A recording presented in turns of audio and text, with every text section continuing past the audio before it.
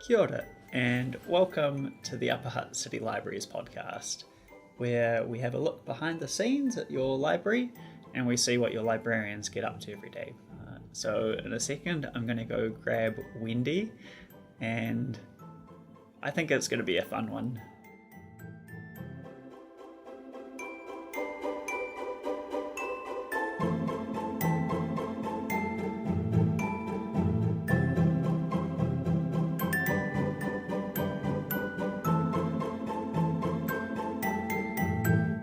Right, cool. Thanks for joining me, Wendy. That's right, Simon. I don't actually have time to prepare many questions, but that's good because we can just kind of wing it. Okay, I feel like we're on the same level. We'll talk about nerdy stuff. That'd be good. So first of all, what's your job at the library? So my job is digital services and training coordinator. So I look after digital services. I look after help look after our database subscriptions, help look after our technical connections and things like that, work with IT to make sure everything works, making sure that staff are happy and confident accessing our services and sharing them with the public.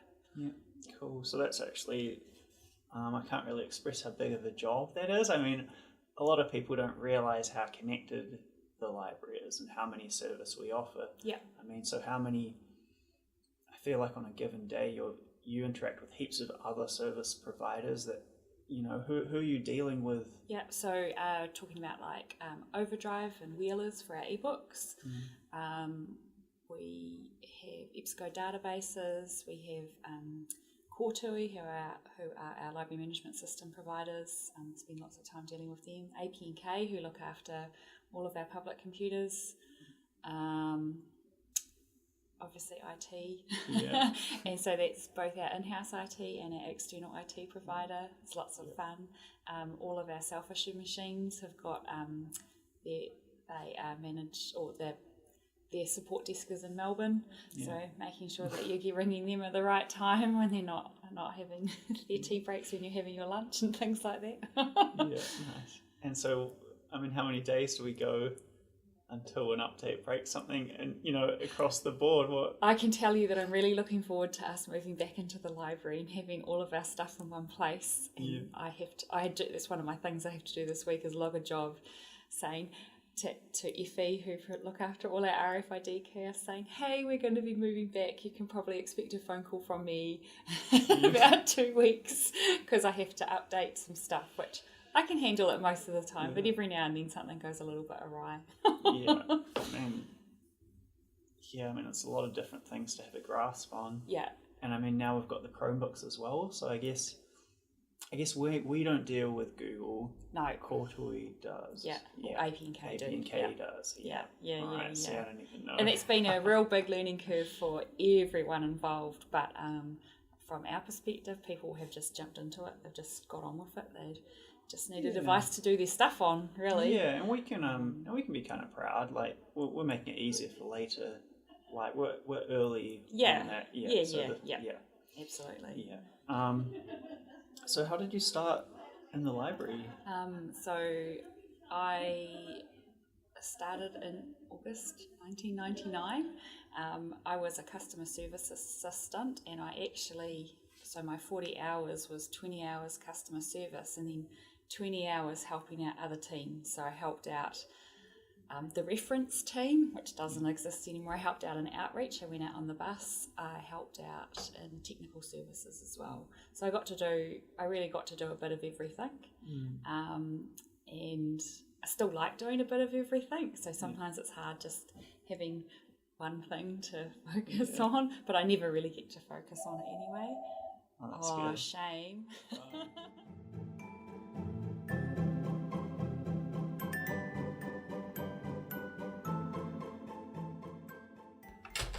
I hope you're going to keep it in there. Yeah, no. I'll edit it out. It's going to be smooth as butter.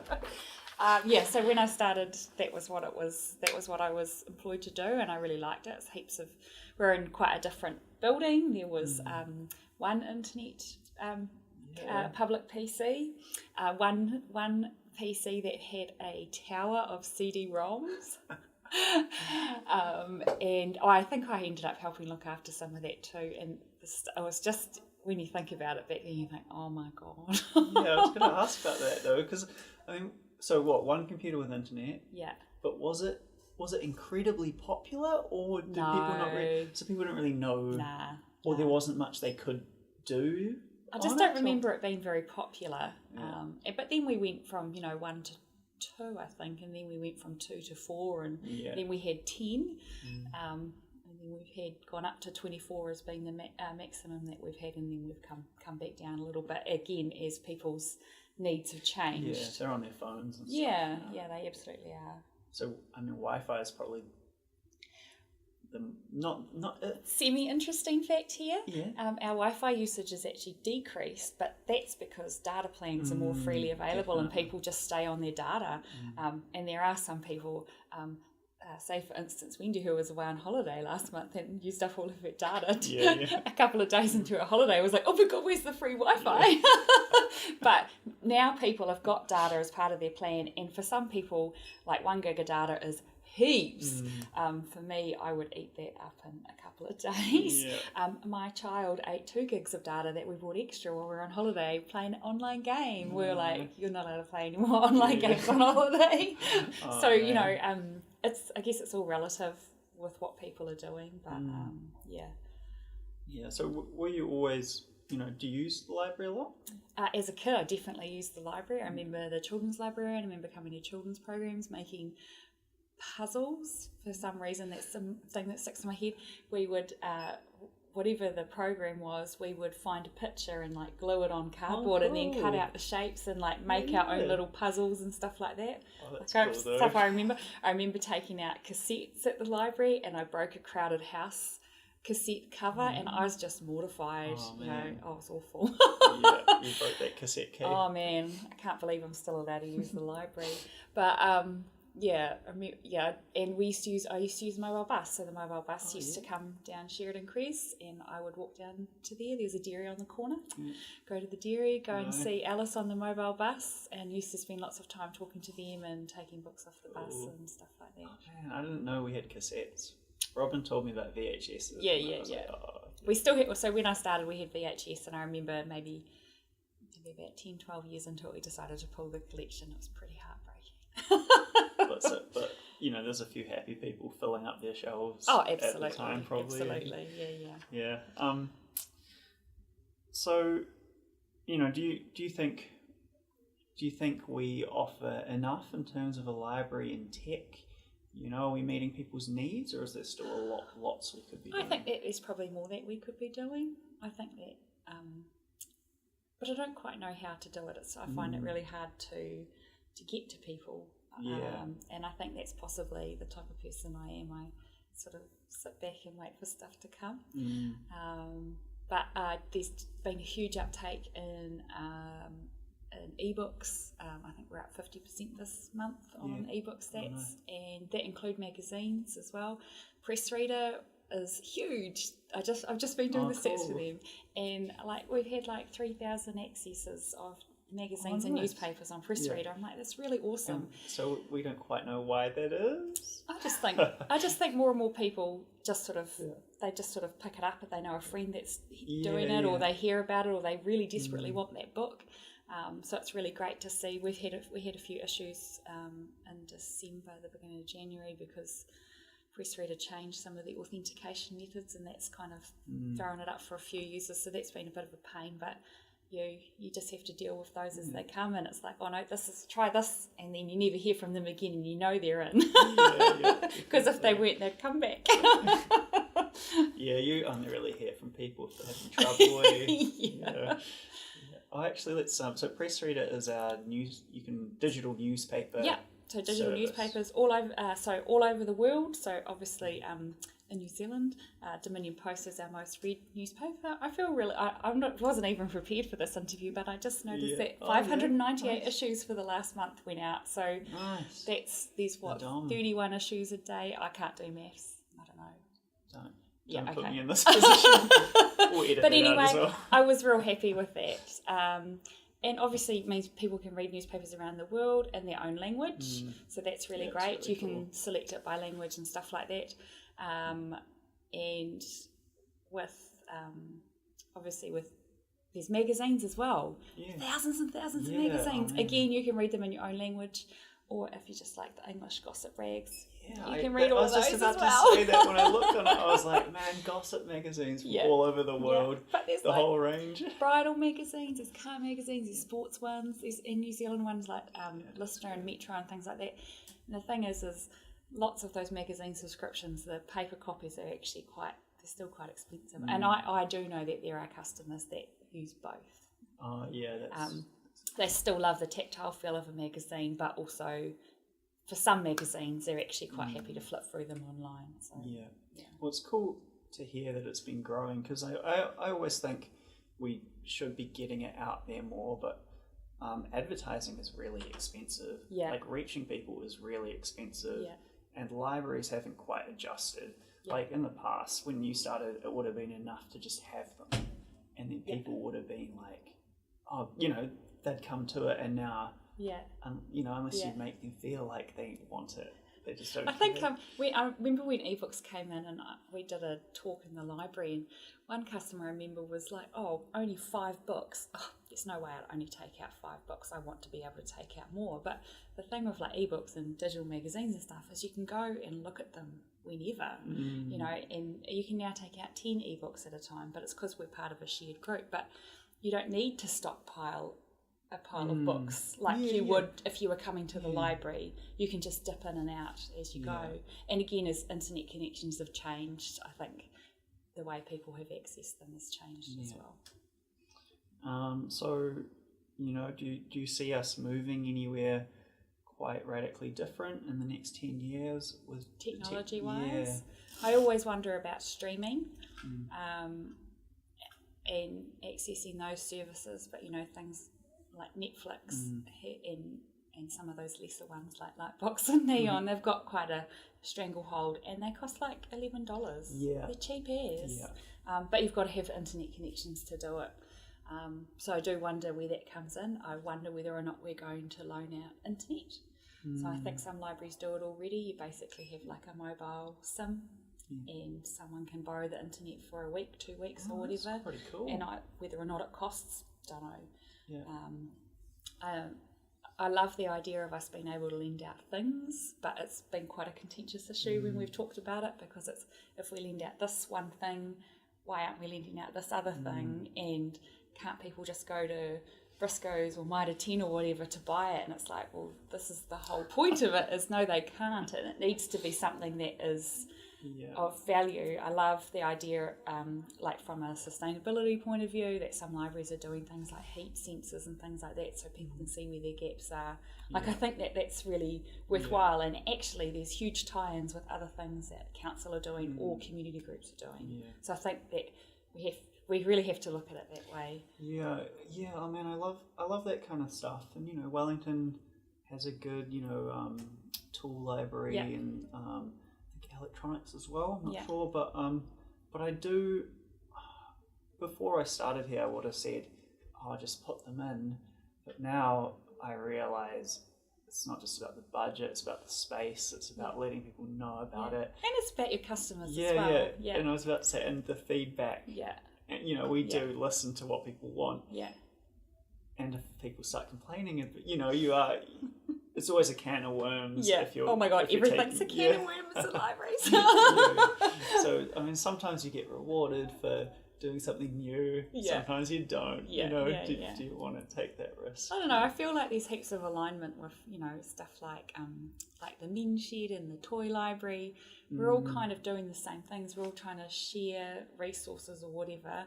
Don't ever want to take anything away from those, but on the same side of it, we've got kind of the infrastructure that can help support some of that stuff. I mean, I do think stuff like that, once we've settled down, we'll probably come back on the team.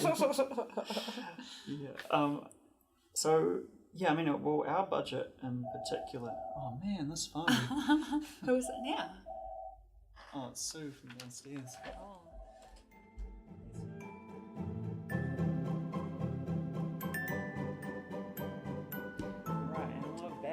Okay, cool. I'm so popular. Your phone doesn't ring for days, though, eh? Oh, no. It rarely rings. Only when I'm recording. What were we saying? Can't have been that interesting. Well, we were talking about where we were going to be, like maybe in the future. But we've kind of covered yeah, it. Oh yeah, so we actually have a relatively small budget, I feel, compared to a lot of libraries for kind of tech stuff. Yeah.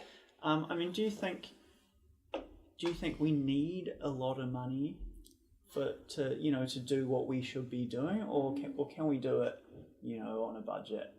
I don't know. Budgets is not something that I'm overly au fait with. It's something that I'm actually going to learn about in my upcoming study, which I'm kind of excited about. But I just get told what we've got and just go with it, I know with stuff like subscriptions, like you might have you've spoken to Gail already. We didn't talk much about subscriptions. So like electronic subscriptions, they're huge. The pricing's massive on them, and so they eat up quite a lot. Like from an e-resource budget, they do eat out quite a lot of money. But from a technical, technical equipment point of view, we're relatively well resourced. It's just I'm possibly a bit risk averse when it comes to spending the money, because I think, if we buy this thing, is it actually going to get used? I really want stuff to be used, and all too often it's like, let's get this thing, and then it just doesn't get used. And so 3D printers is a prime example of that. And like I see other libraries get them, and I'm like, oh man, I want one, but I'm like, all I can see is having to do work. You can't see me, but I'm wiping my brow. But like, it's not just buying a 3D printer and putting it out there. You've got to teach people. Staff probably have to be responsible for it. You've got to have the consumables, all that other kind of stuff. And I know that a lot of that stuff is just involved in the setup. But then I feel like stuff like that, because we don't have a space for it in the library, or dedicated space, and maybe even dedicated staff, that it kind of languishes. Yeah, and that's a good point. I mean, it can look really good for a library to have a 3D printer like in the foyer, like that is, I walk into a library, I'm like, oh, this place is flash. But but that doesn't mean it's getting used. You kind of need a staff member with a lot of time. I know when I was in Auckland, and they had the 3D printers going up on one of their floors, and they were going all of the time, and the staff were in there having to play, and customers were coming to use it. And it was like an integrated part of their service. Like, it was really great to see. I just don't feel that would happen quite in Upper Hutt. Yeah.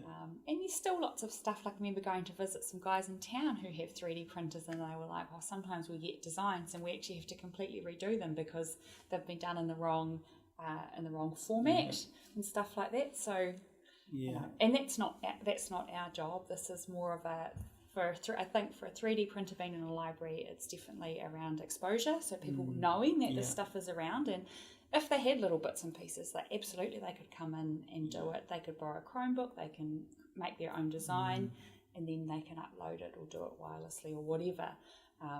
That would be amazing. But I'm very tentative about it, and I feel lots of times that it's really bad. But also, I'm kind of glad that I haven't dropped a couple of grand on a 3D printer that's just hiding out somewhere. Definitely. I mean, you have to kind of be responsible for that spending as well. Yeah. I know it is on our list. Simon and I have a list. we have lots of exciting plans. And we do want to do it right. Yeah, and we want people to use it and see other people using it. We just don't want it to sit in a plastic storage box. Yeah, you don't have to feel guilty. It's all right. We'll get there.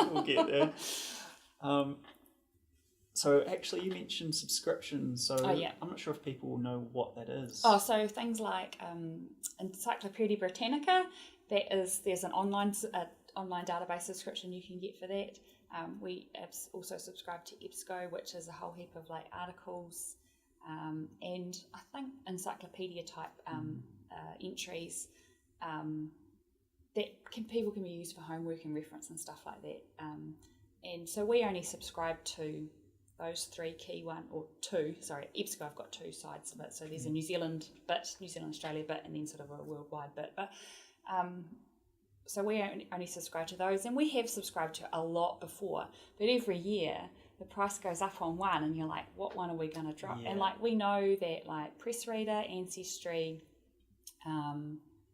My Heritage, and we've got Linda as well. Yeah. We know that those are being used by our customers, whereas other ones we've have had like hardly any usage, and they're all there, but they're just not stuff that people are looking for. And even when you look at stuff like the EBSCO databases, so the articles and stuff like that, they actually come up in your catalogue search, which I really love. I love it.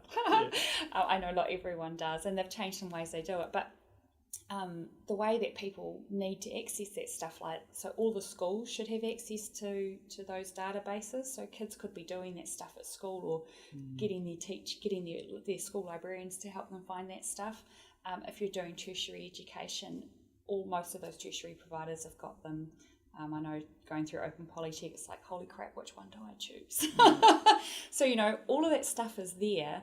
And what's really great about the library catalogue is most of that stuff's actually all on one platform. Yeah. So you could actually do a search and it should come up in a search.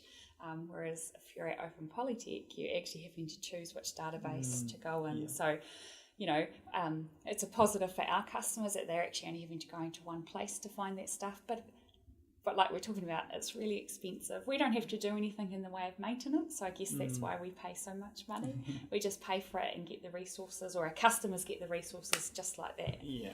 But it's definitely, I think we're about to come up to the next round of what we buy, and we probably won't go too far out of our comfort zone, because we've had some stuff in the past, and it's like, I hope no librarians are listening. You can actually go on the internet to find some of this stuff. Not everything. Yeah.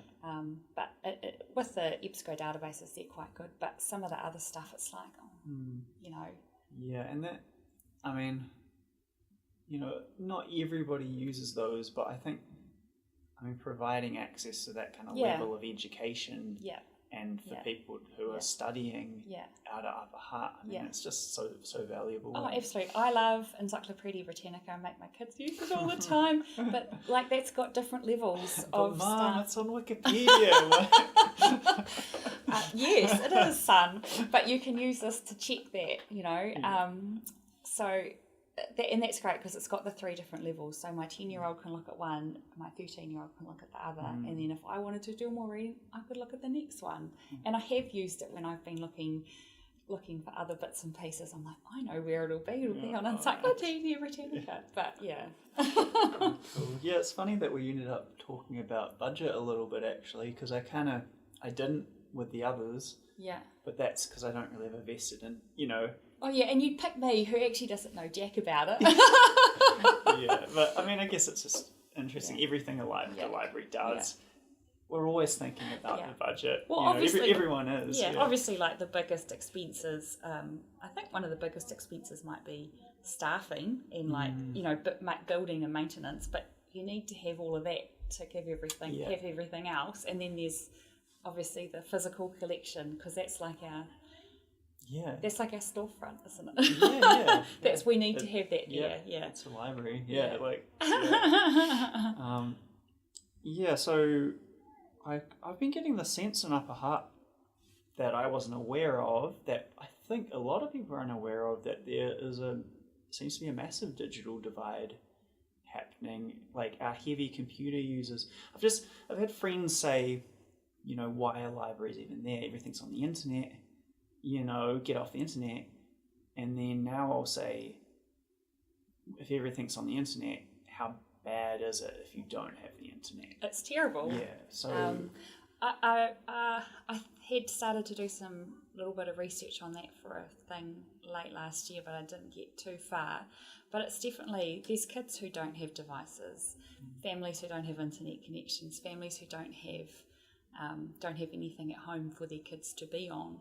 I know the schools are very conscious of it. They want to know if your family has an internet connection, because if they don't, they have to cater for it, because a lot of their stuff is online. And if you don't have an internet connection, it might mean that you're doing your homework in your lunch hour at school, or they have at college you can go after school as well.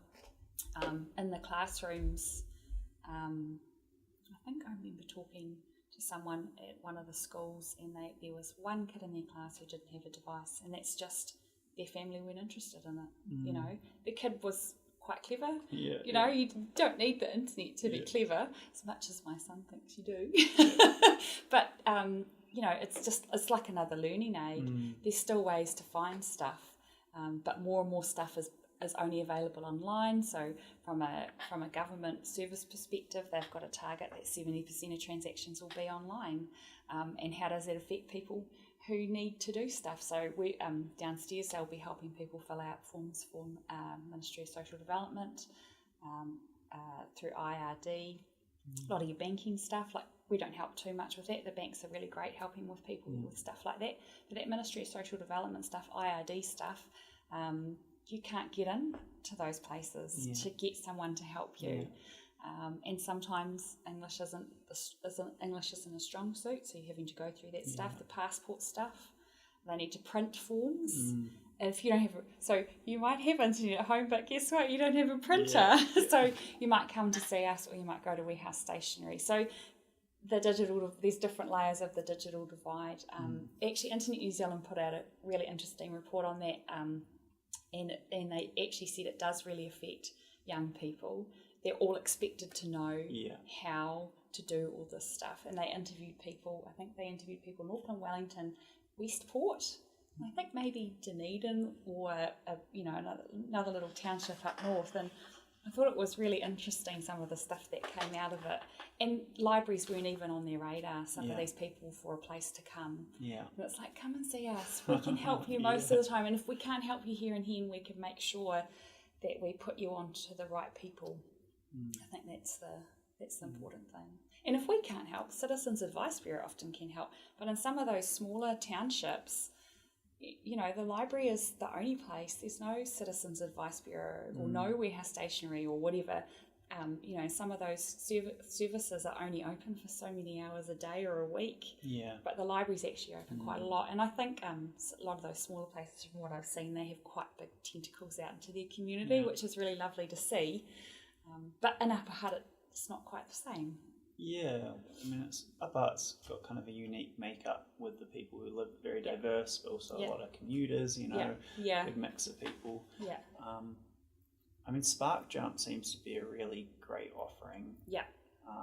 Which is, I guess I'll just explain it. It's basically, if you've got school-aged children and you don't have internet at home, I believe Spark offers a free modem and $20. I think it's $30. $30 internet. And that just seems like an incredibly good deal to me. So you have to keep it topped up.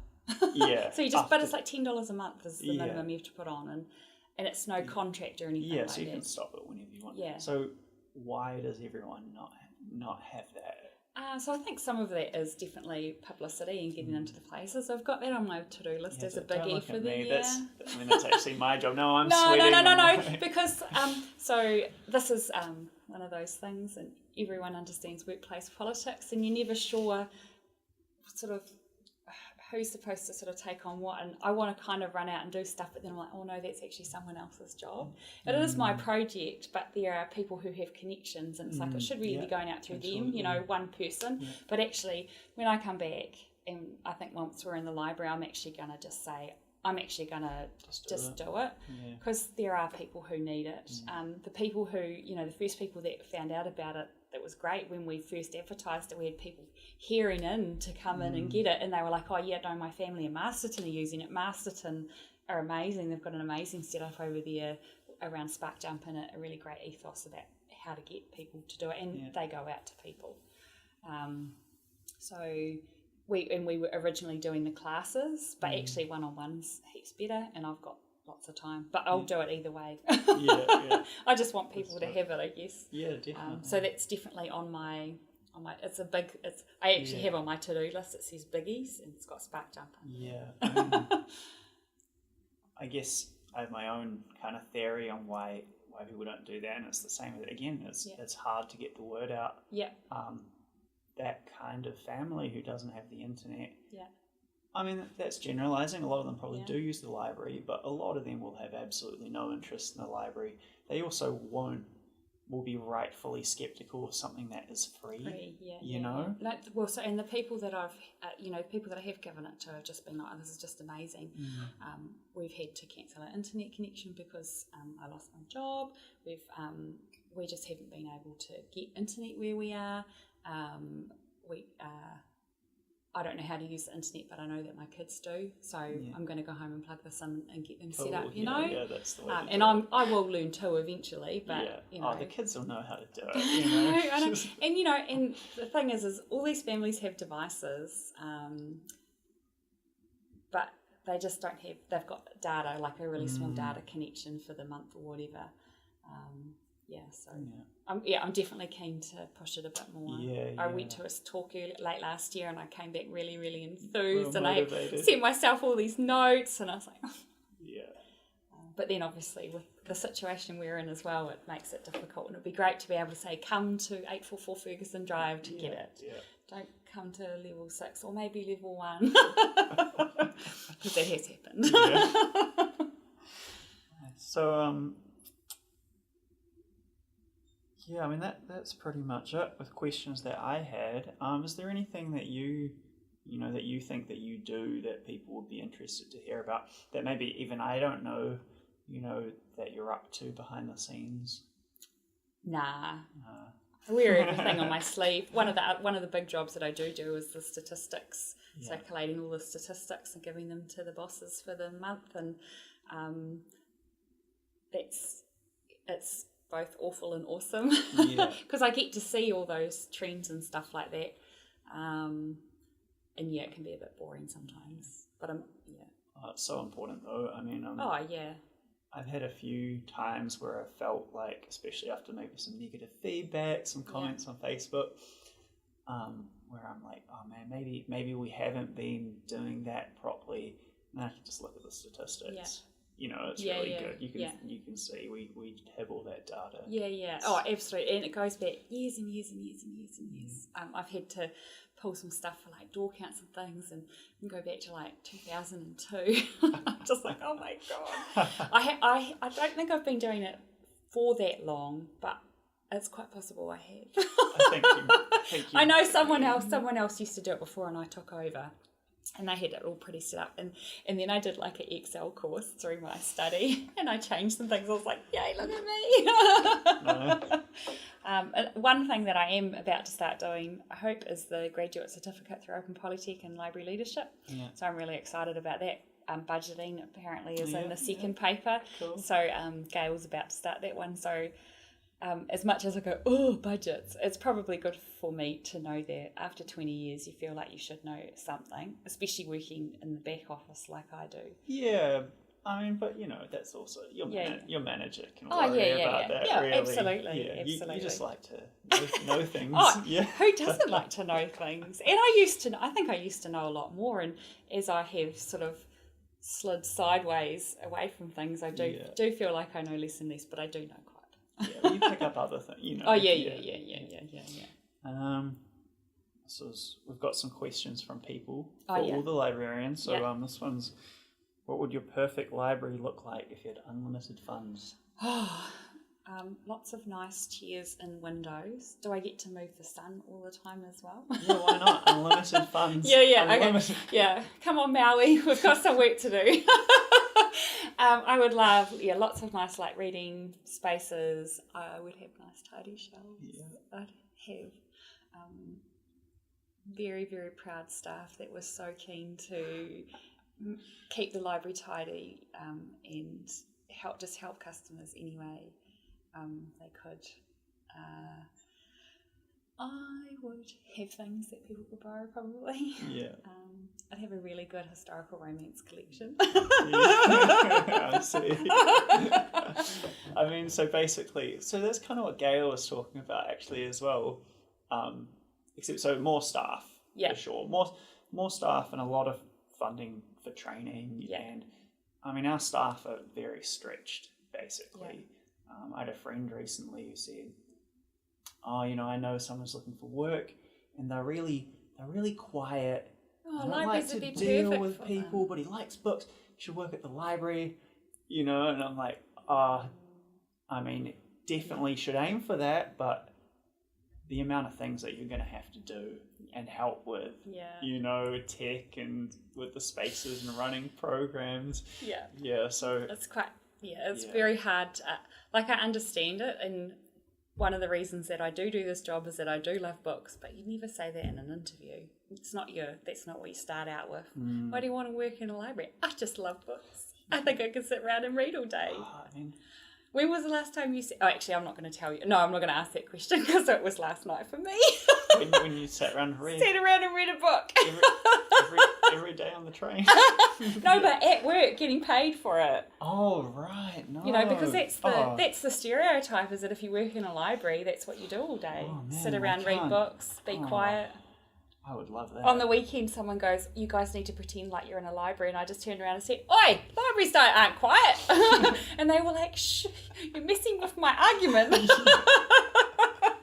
You're not the right person to have around for that one. So that's something that I've actually missed about being in this building, is the hubbub that we had going on in the library. Because obviously our door count's down, so because people don't know where we are and we're not in the usual space, so it's quite a change up. But being back in that library and the different little different pockets of noise and stuff that was going on is something that I miss. Yeah. Cool. Well, when this comes out, we'll probably be back actually, because I'm spreading them out a little bit. Oh, are you? Okay. Yeah. So that'll be really good. So that's pretty much it from me.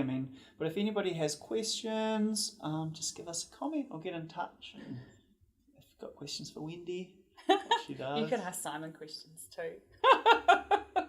I guess. What do you read on the train, Simon? Wow, it's a good thing you asked. Just graphic novels. A few real books as well, Graphic novels are real books, Simon. Come on. I was saying that, with a bit of tongue in cheek there. They can't. The listeners can't see it though. Have you read anything good lately?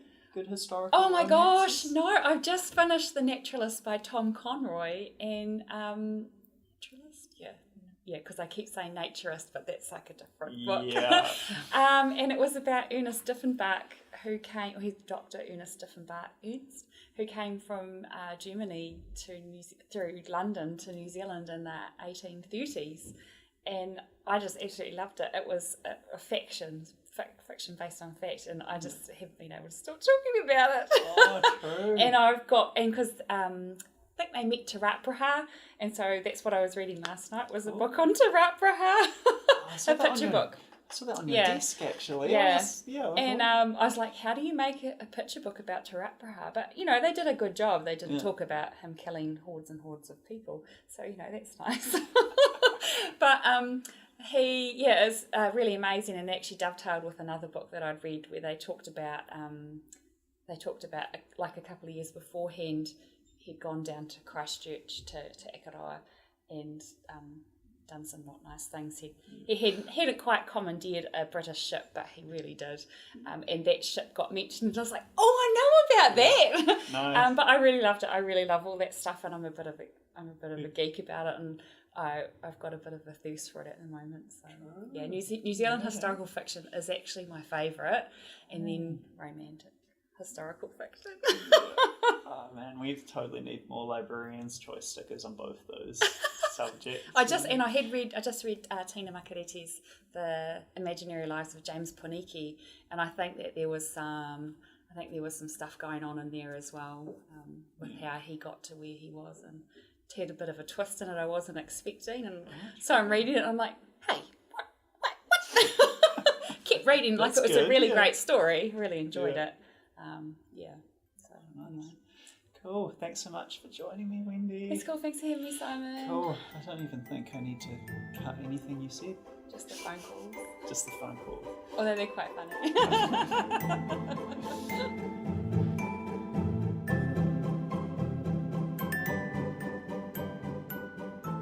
Not too bad. All I got to do is edit out a couple of phone calls, but apart from that, I think they were both pretty well behaved.